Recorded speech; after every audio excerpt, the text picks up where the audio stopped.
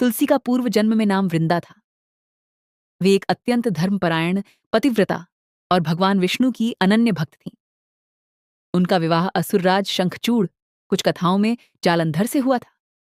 शंखचूड़ बहुत पराक्रमी था, लेकिन उसकी सबसे बड़ी शक्ति उसकी पत्नी वृंदा का सतीत्व और तप था।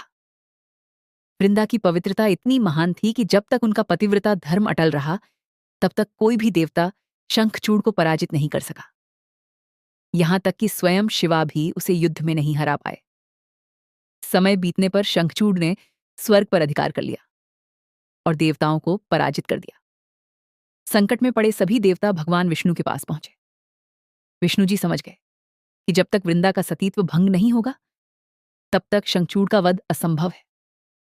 तब भगवान विष्णु ने शंखचूड़ का रूप धारण किया और वृंदा के सामने पहुंचे।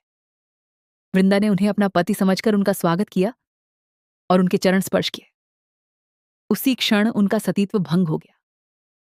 जैसे ही यह हुआ, युद्धभूमि में भगवान शिव ने असली शंखचूड़ का वध कर दिया। जब वृंदा को यह ज्ञात हुआ कि उनके आराध्य भगवान विष्णु ने ही उनके साथ छल किया है, तो वे अत्यंत दुखी और क्रोधित हो गईं। उन्होंने विष्णु जी को श्राप दिया, हे प्रभु, आपने एक स्त्री का धर्म नष्ट किया है।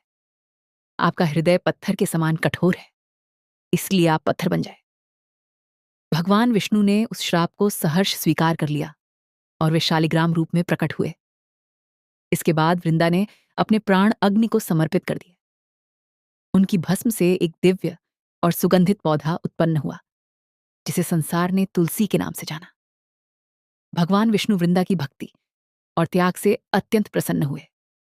उन्होंने वरदान दिया, तुम तुलसी के रूप में सदा मेरे साथ पूजी जाओगी। मेरी पूजा तुम्हारे बिना अधूरी मानी जाएगी। जो भी भक्त मुझे भोग लगाएगा, मैं उसे तभी स्वीकार करूंगा जब उसमें तुलसी दल होगा। कार्तिक मास में हर वर्ष तुलसी विवाह के रूप में हमारा विवाह उत्सव मनाया जाएगा।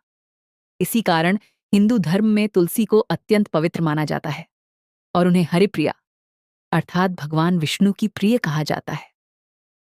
यह कथा हमें सिखाती है कि सच्ची भक्ति, पवित्रता और चरित्र की शक्ति संसार की सबसे बड़ी शक्ति होती है। वृंदा ने असुर कुल में रहकर भी अपने तप और धर्म से देवताओं तक को प्रभावित कर दिया।